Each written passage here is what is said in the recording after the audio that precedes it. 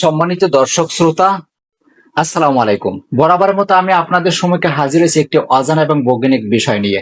যদি আপনি শেষ পর্যন্ত জানতে চান তাহলে ভিডিওটি না টেনে শেষ পর্যন্ত দেখুন। চলুন তাহলে মূল আলোচনায়। আজকে আমরা আলোচনা করব কোনো জায়গা থেকে কেটে গেলে রক্ত বের হওয়ার পর কিছুক্ষণ পর আবার বন্ধ হয়ে যায়, রক্ত পড়ে না, এর কারণ কি?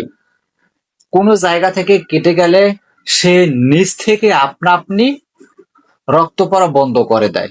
এর কারণ হলো আমাদের শরীরে রক্ত জমাট বাঁধার একটা কার্যকরী ব্যবস্থা আছে। মনে করুন আপনার আঙ্গুলের কোনো জায়গা থেকে কেটে গেছে, ওইখানে যে রক্তনালীর কোষগুলো আছে ওই কোষগুলো ক্ষতিগ্রস্ত হবে, যার কারণে রক্ত পড়বে।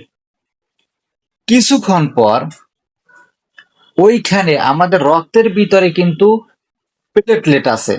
কিছুক্ষণ পর ওইখানে প্লেটলেট আসা শুরু করবে, একের পর আসা শুরু করবে। তখন কিন্তু রক্ত জমাট বাঁধতে শুরু করবে, আর রক্ত পড়বে না, রক্তপাত বন্ধ হয়ে যাবে।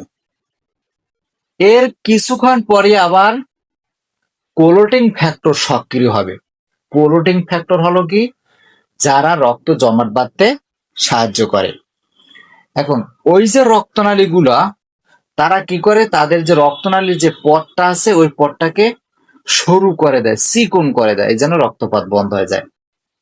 ক্লোটিং ফ্যাক্টর গুলোর কাজ হইলো রক্ত জমাট বাঁধতে সাহায্য করা। এখন এই ক্লোটিং ফ্যাক্টর ফাইব্রিন নামে এক প্রকার জাল তৈরি করে।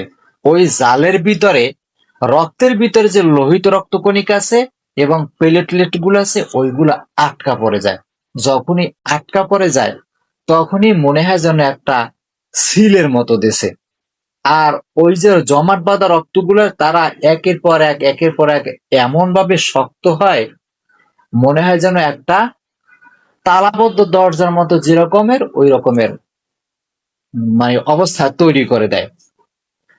এবং উপরে একটা শুকনো খোসার মতো তৈরি হয়। এবং যতক্ষণ পর্যন্ত এই যে স্থান থেকে কেটে গেছে ওই স্থানের নিচে নতুন করে কোষ যতক্ষণ পর্যন্ত তৈরি না হবে ততক্ষণ পর্যন্ত এই শক্ত খোসাটা থাকবে। আমরা সবসময় দেখি যেখান থেকে কেটে যায় কিছুক্ষণ পর আস্তে আস্তে আস্তে আস্তে কিন্তু এখানে মানে রক্ত জমাট বাঁধা রক্ত উপরে যে একটা মানে আমরা গ্রাম ভাষায় যেটাকে বষ্টি বলে ওই রকম একটা শুকনো খোসা তৈরি হয়। যখনই আস্তে আস্তে নিচে কোষ তৈরি হয়ে যাবে তখন সে আপনা আপনি পড়ে যাবে। আর সে খোসাটা কেন তৈরি করে? যাতে জীবাণু না ঢুকতে পারে, ক্ষত স্থানটাকে কোনো প্রকারের ক্ষতি না করতে পারে। এই জন্য সে ওইখানে একটা কি করে খোসা তৈরি করে দেয়। যখনই কোষ তৈরি হয় তখনই খোসাটা পড়ে যায়। এখন আমাদের শরীরে যদি এই রকমের রক্ত জমাট বাঁধার ব্যবস্থা নাই থাকতো তাহলে ছোটখাটো কাটা ছেঁড়া থেকেই মারাত্মক বিপজ্জনক হতে পারত।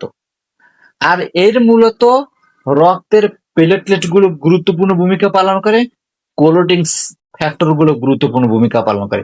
এই রক্ত জমাট বাঁধার ক্ষেত্রে 13টি কোলোটিং ফ্যাক্টর একসাথে কাজ করে, একের পর এক, ধাপে ধাপে।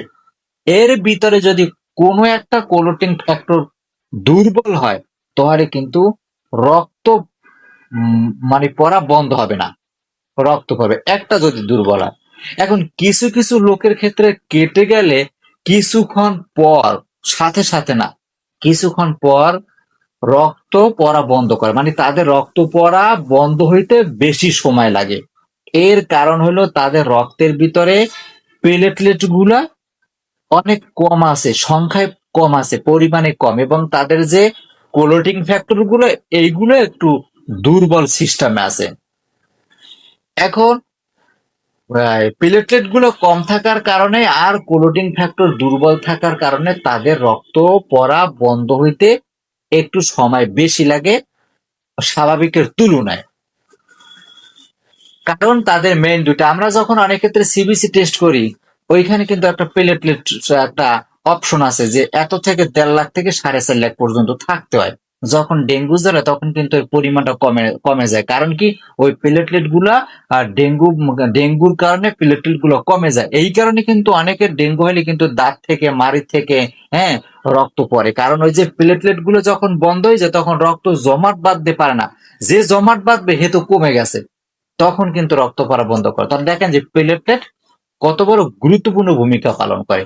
এই যাদের একটু দেরিতে রক্ত পড়া বন্ধ হয় তাদের কিন্তু এই প্লেটলেটের সংখ্যাটা কম এবং ক্লোটিং ফ্যাক্টরটা দুর্বল। এই ছিল কোনো জায়গা থেকে কেটে গেলে রক্ত বের হওয়ার পর কিছুক্ষণ পরে আবার রক্তপাত বন্ধ হয়ে যায়, এর মূল তথ্য। ভিডিওটি ভালো লাগলে লাইক দিবেন, কমেন্ট করবেন। সকলকে ধন্যবাদ জানিয়ে শেষ করছি। আল্লাহ হাফেজ। দেখা হবে পরবর্তী নতুন কোনো ভিডিওতে। ততক্ষণ পর্যন্ত সঙ্গেই থাকুন।